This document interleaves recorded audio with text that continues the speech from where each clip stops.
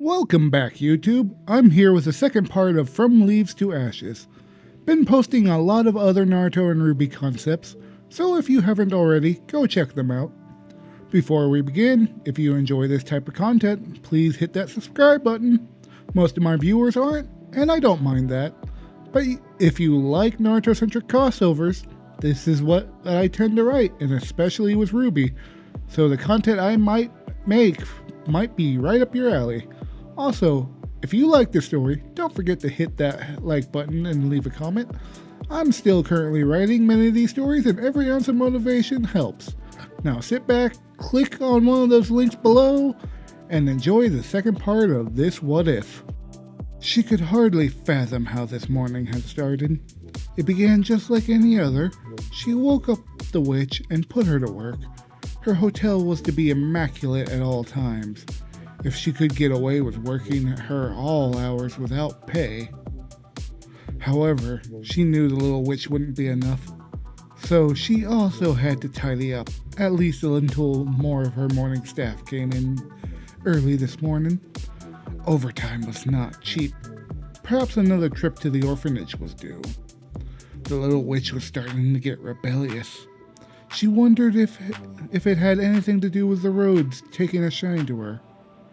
If that was the case, she would take care of that issue. Her daughter soon woke after the staff had arrived, and she assigned them to managerial tasks. Only the best for her children. She refused to let her darlings mar their beautiful features, especially during such a festival. They had to look their best, just in case. Her rage was unyielding upon seeing Driza's tears and the painful blisters on her buttocks. A wild animal attacked her in this hotel?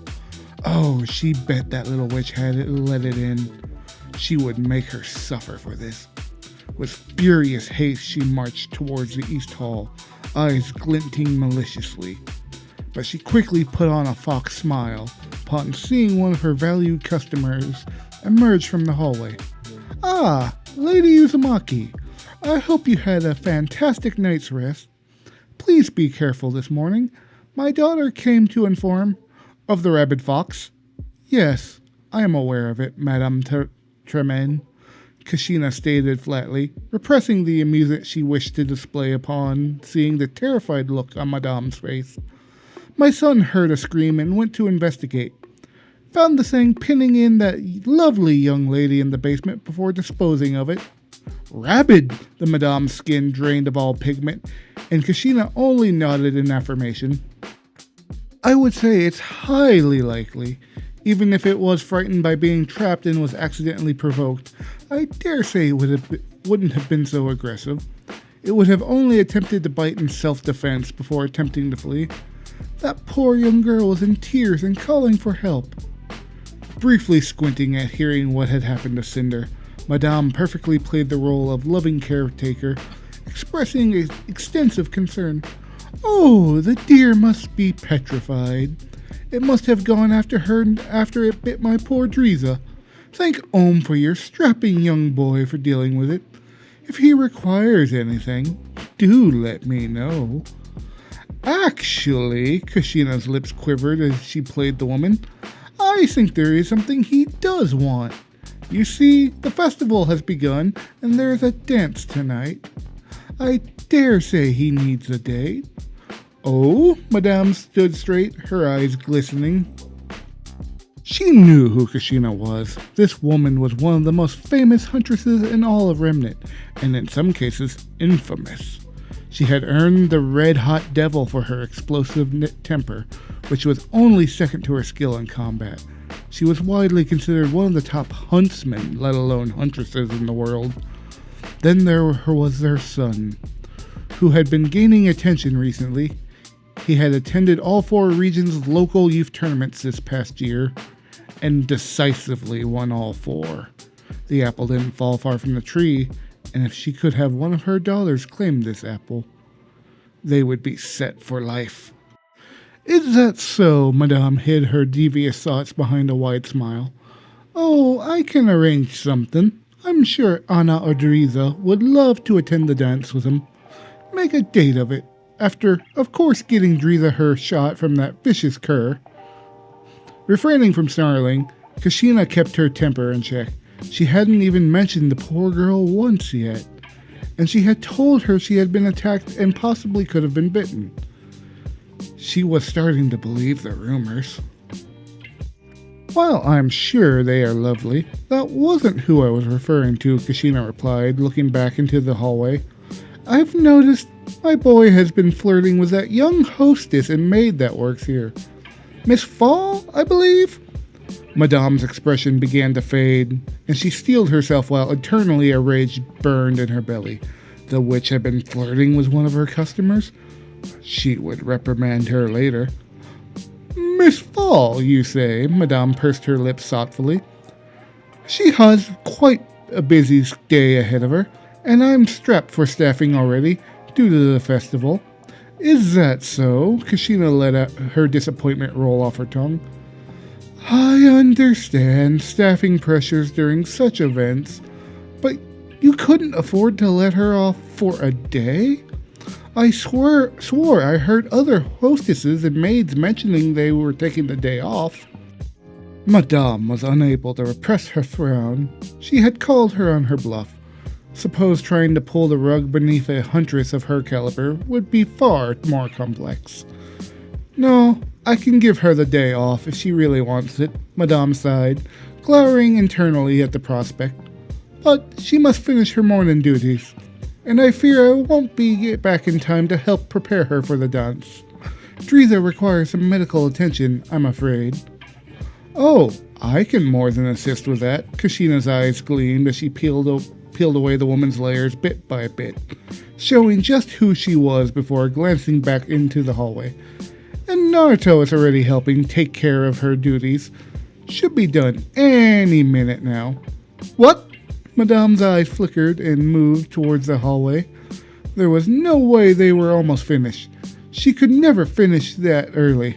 The task she had given her would take her at least until lunch. Madame's eyes shimmered, observing dozens of blonde teenagers rushing through the hallway, helping clean in various ways, and helping make room as clients began to wake.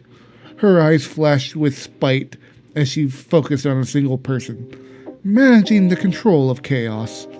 Cinder Fall. It had been so long since she could attend the festival. The atmosphere was feverish and excitement was palpable. Many people were wandering the street, checking out the stalls and shops. Her excitement shone through. It had been so long since Cinder had enjoyed such festivities. The last time she could recall taking part was when the orphan matron gave everyone a budget and let the children run through the city in groups, usually headed by older, more responsible children. Cinder glowered at that memory. How she wished that responsibility had fallen on her shoulders instead of. So, anything catch your eye? The voice of her date resonated. She was shaken out of her thoughts, her fiery gaze shifting to Naruto. She couldn't help but stare at him in wonder. This still didn't feel real. Ma, cut it out, Naruto withered under her piercing gaze. I don't know what's around or what to do outside of checking out the stands. Kinda hoping you could show me around. I don't know either, Cinder depressingly hung her head after flinching. I don't get out much. Or at all, she barely added mentally as her jaw clenched tightly. Naruto temporarily scowled before a dazzling smile replaced it. Well, guess we're in the same boat then. Let's just hit up everything and see if there's something you want to do. Despite her dour thoughts, Cinder smiled softly. She wasn't sure what it was, but his attitude was so bubbly and bright. It just brought a smile to her face. I'm okay with anything, Cinder replied, her amber eyes gazing intensely into his. You don't have to do that. We could do whatever you want. That's not what a date's about. I'm supposed to be taking you to where you want to go. Naruto vehemently shook his head before grinning. Besides, I'm doing what I want. I get to hang out with a pretty girl. Cinder's cheeks flushed a deep crimson. She rapidly tucked her head away, gazing at her shoes as they walked. He thought she was pretty? What did she do? What could she say? Huh? Naruto pursed his lips, pausing for a moment at Cinder's interaction. I usually get punched in the arm when I make comments like that. Why would someone do that? Cinder croaked, her face as red as a cherry. I don't know. Just what Ilia does back home. Naruto sheepishly shrugged as he pocketed his hands. And my bud Adam usually tells me off and calls me an idiot. Lifting her head, a sad frown crossed Cinder's face. Ilia. That name sounded familiar. Her eyes widened. She knew an Ilia. She had come into the orphanage just before Madame adopted her. Cinder mused, wondering if it was the same person he was talking about before her face fell. If it was... Oh, Cinder lowered her head, painfully biting her lip. So you have a girlfriend then? Ah, hell nah! Naruto waved his hand furiously and shook his head. No. Ilia would kick my ass if she heard someone say something like that. She's just one of my best friends back home, dude. Watching his frantic reaction, a bemused smirk graced her lips. Such a boisterous reaction to a simple question was amusing. But furthermore, given his expression... Oh, so there isn't anyone? Cinder's eyes sparkled as Naruto squinted. I just said no! Naruto curbed the growl building, glaring at Cinder with indignation. Her eyes flickered like flames as she met his gaze. Perfect. That's what she wanted to hear. She would accept nothing less. It's so good to see you, Kushina. A dark-skinned woman with peculiar darker stripes adorning her visible skin. Embraced Kushina. We don't get to talk very often anymore. It's a shame. Kushina's lips quivered at the greeting. Her tail swished behind as she let out a light chuckle as they separated from their embrace. It's good to see you too, Sienna. It's been a long road trip this last year. Yes, it has. Sienna beckoned for Kushina to take a seat while she sat comfortably on a large red velvet sofa. How is Naruto, by the way? I only heard about his exploits while you've been out on this trip. That marvelous boy of yours has taken the world by storm. First person to win all 4 regions in a single year? Ah, how the petty humans must be losing their minds that a Faunus was the first to achieve such a feat. Heh, that's my boy. Not that it was a challenge for him, Kushina remarked before sighing at how easily Naruto had handled the competition. They were meant to be training exercises to show him his flaws and weaknesses he had. Instead, he was as talented as his father and easily outperformed everyone. At least in a fight. He unfortunately inherited her lack of patience and desire to study, which was none. So I heard, Sienna's ears flicked, and she let out a raucous laugh. Still, after his dominance, each tournament is now setting a rule that only those with residences in their kingdoms can compete, which is a testament in itself. I wonder if they would have done the same if a human child had done it. Kushina was only able to shrug. By purely a competitive stance, she could see the reasoning. However, it would not surprise her if racial inequality played a role in it. But pleasantries were now over as Sienna exhaled softly. Kushina, as I'm sure you are aware, a change is coming in leadership soon. High Leader Belladonna has had enough of the turbulence and is beginning to take measures to step down within the next 2 to 3 years. Clicking her tongue in her mouth, Kushina's violet eyes dilated. With a light scoff, she growled. So the radicals are getting their way? The movement has surged to greater popularity, and certain factions have already begun to take matters into their own hands.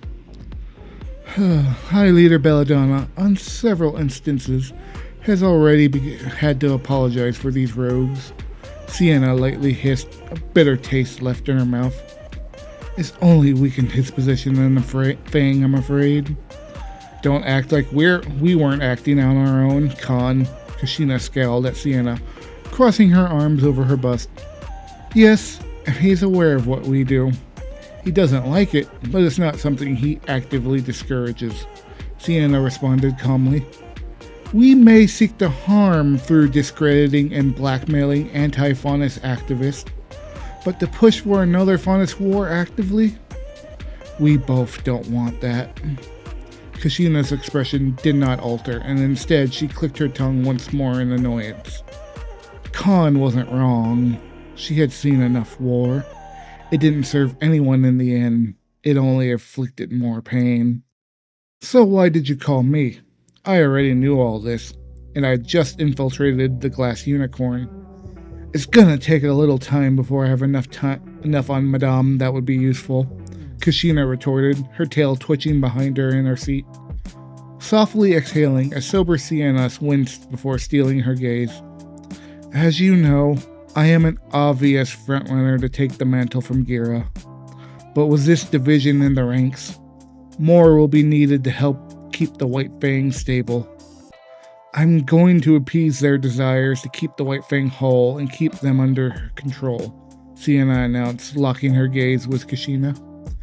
We have always had a similar view of things. It's why we work well with one another. I wish to ask you to continue to show your support and stand at my side. What in the world just happened?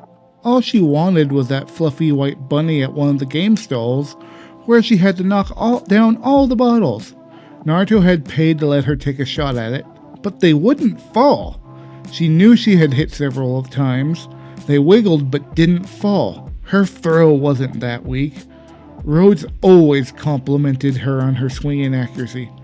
But after her failure, Naruto had taken over, irritated at the vendor. What happened next was that he threw the ball and shattered the bottles, and it threw it so hard that it went out of the back of the stall. They technically did fall. They were just scattered everywhere in pieces, so they earned the grand prize despite the abject horror of the stall owner. How she loved glass, the fragility of it, yet how sturdy it could be, how it reflected the environment around it. Cinder beamed, her arms filled with several large plushes.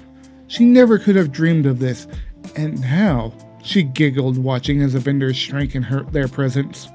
A wicked smirk graced her lips as they approached one they hadn't yet been to, and Cinder's amber eyes gleamed with malicious joy.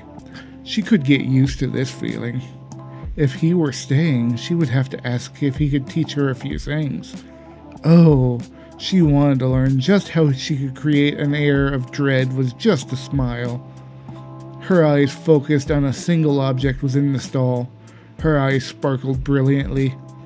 A glass bracelet. How she loved glass. Naruto followed Cinder's gaze, and with a grin, he turned to the terrified vendor. How much for a game? Ring toss is only 100 lien per pop. The man grimaced at the arrival of the destroyer of carnival games, seeing the prize they were fixated on. That one in particular takes 5 rings to hit the center bottle to win. Got it, 500. Naruto held out a white lien and handed it over to the vendor, taking the rings from the man, weighing a single one in his right hand, and squinted at his target. Now watch and learn. Ain't no one better than Naruto Uzumaki. With 5 straight flicks of his wrist, the metallic rings looped and rattled around the center bottle, before finally coming to a rest. The vendor just stared, awestruck at the feat, as Naruto sheepishly grinned and scratched the back of his neck. Heh, told ya. Now gimme that bracelet. Yes, sir, the man bowed respectfully despite wearing a grimace as the young man easily disposed of their games, taking down the glass bracelet and offering it to a bemused Cinder. Here you are, young lady. Ember eyes dazzled, allowing Naruto to free her hands of her plushes, to take the bracelet, admiring the intricate design. Carefully sliding it onto her left wrist, Cinder gleamed as she held it up to the sun, letting the light glint like a fire within. Beautiful. Ah, so that's what you like, Naruto laughed, watching as Cinder's expression had only brightened through their run through the stalls. Got it. Know what to get you in the future. Cinder's eyes sparkled. Future? Oh, he shouldn't be saying such things. This was already too much for her. So this is what you two have been up to while I've been gone. Oh, you both are so adorable. Kushina's voice remarked. Ah! You're back! Naruto jumped before balancing all the plushies in a single arm to point at his mother. Stop that, would ya? Ah, can't a mother embarrass her son? Kushina whined, fox tears trailing down her cheeks, much to Naruto's chagrin. I've been waiting so long for this. I will not be denied. Naruto blanched with a disgusted face from his mother's attitude. Kushina's eyes intently turned to the second half of the couple, but instead of a smile, she softly scowled.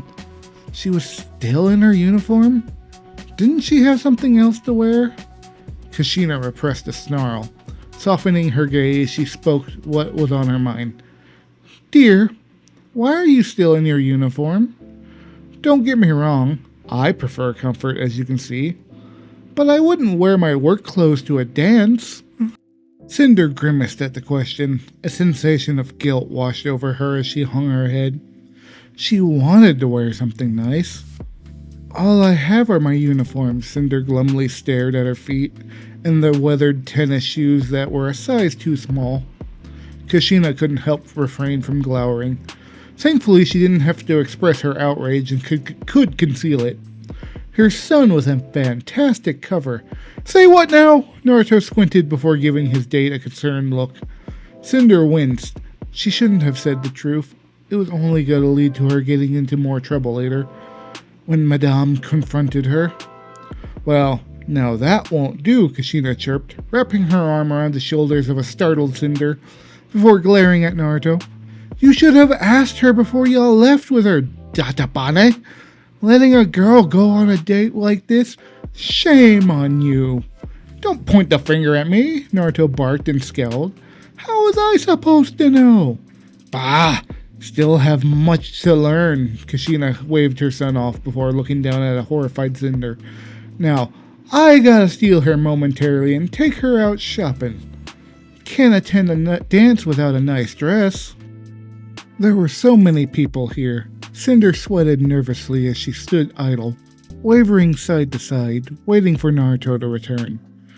Nature took its course, and from all that punch, she wished she had gone too. She felt exposed, all alone here in this crowd.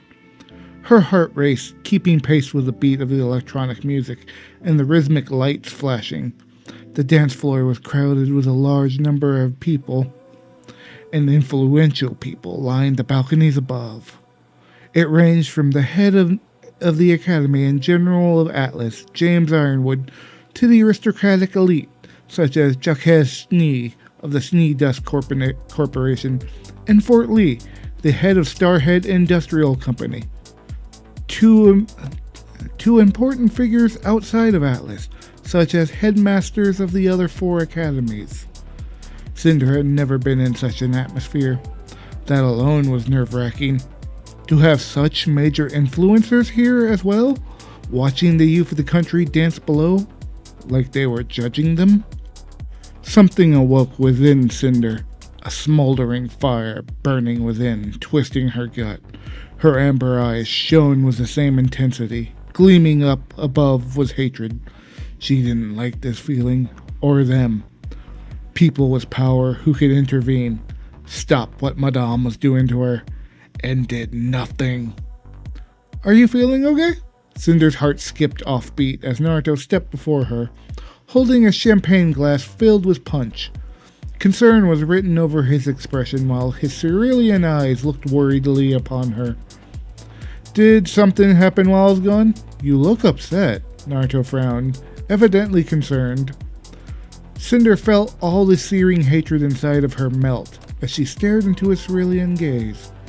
It was replaced by something? She couldn't quite place this feeling. Her stomach felt as if it were empty, and her heart was doing flips while it thunderously thumped in her chest. Her eyes dilated and hyperfixated on his. It made her feel weird, but in a good way? Whatever this feeling was, she did not want it to stop. I'm fine. Just nervous. Cinder snapped the glass of punch and drank it in a single gulp, having felt parched. Yeah, there are a lot of people around. Naruto nodded in understanding, combing his locks with his hand. We could leave if it's too much for you. It's getting close to midnight. Cinder scowled at the thought of leaving. However, she did have to admit that she found this atmosphere quite uncomfortable. Yet as the first bell tolled for midnight, Cinder's eyes gleamed. She set aside the punch and grasped Naruto's wrist, leading him onto the dance floor, barely giving him time to set aside his drink. No, she would not leave just yet. Something compelled her to stay. She wasn't finished until all the bells tolled. One last dance, Cinder requested, slipping into Naruto's personal bubble, gently pressing up against him, her hands interlaced with his as she stared into his eyes. The second bell tolled as they began to move in beat with the dance, step for step, allowing the music to guide them. The third bell tolled and Cinder's heart raced, staring into Naruto's eyes. She didn't know why she felt so exhilarated by the bells. Or was it because she was in his presence? By the fourth bell, Cinder didn't care. All she wanted was to be lost in his touch, to be here staring into those eyes. She wanted those eyes, desired him for herself. No one else could have him. Cinder lost track of the count of the bells, but she knew when the 12th rang, she didn't ever want this feeling to end. But all good things came to an end as they stepped away from the dance floor. And within, Cinder felt a fire burn as she stared directly into his eyes, an all-consuming flame that enveloped her heart and burnt her to ashes. She knew what she desired and would burn everything to obtain it. Sounds of clamorous excitement waned in the distance. The streetlights glimmered. She was glistening with sweat dripping from her skin. Her lungs felt like they were on fire, but not unpleasantly. No, she had enjoyed this night. She had never experienced anything like it before. Cinder would cherish it forever. Nothing could take it away from her, not even Madame. Her red dress hung tightly to her figure, the golden linings glittering in the streetlight. She didn't care if the hem of her dress was several inches above her knees. It just felt right. And the black-heeled slippers were just perfect, even if she struggled walking in them for half the night. Her dance partner more than made up for her lack of mobility. She didn't even care if her feet would be blistered this morning. It was more than worth it. Amber eyes vividly shone in the night, staring up into his chiseled yet strangely marked cheeks, while resting her head on his shoulders. What could she even say? Do? Tonight was so... It was beyond any words she could fathom. "Thank you," Cinder softly spoke, smothering his shoulder as she leaned into him. "For what?" Naruto grinned, looking down and peering into her intensely burning gaze. "I should be thanking you. Haven't had time to have a fun night like this in a long time. If ever, really. It's nice to take a moment and relax on occasion." Her eyes shimmered. If only he knew. Cinder sharply shrieked, feeling his arm around her waist, tightly, pulling her into him. She stared up into his face, alarmed at the situation. Was this about to be... Why was his face so stern? "Who's there?" Naruto growled, his eyes gleaming in the darkness and piercing into the darkness of the nearby alley. "You've been following us for some time since we left the party. Show yourself." Cinder's eyes flickered in horror. They were being followed? No. Did she upset the Madame that much? This night had been such a dream until now. Why was it turning into like this? Couldn't she, for once? I was hoping to do this without her present. A voice she was all too familiar with resonated in the darkness, and a figure emerged. A tall man with graying hair, slicked back except for a long, dark, lengthy set of bangs, trailed down on the left side of his face, stepped forward, his brown eyes piercing into Naruto's. His gaze then shifted to her, and a weak sigh left his lips. "Cinder, if you could head back." I'm gonna have to talk to the kid here. No! Cinder's eyes quivered, further pressing herself into Naruto's embrace, while furiously shaking her head. Rhodes, please. And that is the end of the second part of What If Naruto Saved Cinder Before Her Fall. I hope you enjoyed, especially that dance scene. That was not originally a part of the story and something I added for this reading. If you did, maybe you would like one of the videos on your screen. You might enjoy it as much as you did this one if you made it this far. Regardless, be kind to one another and take care. Peace out, my friends.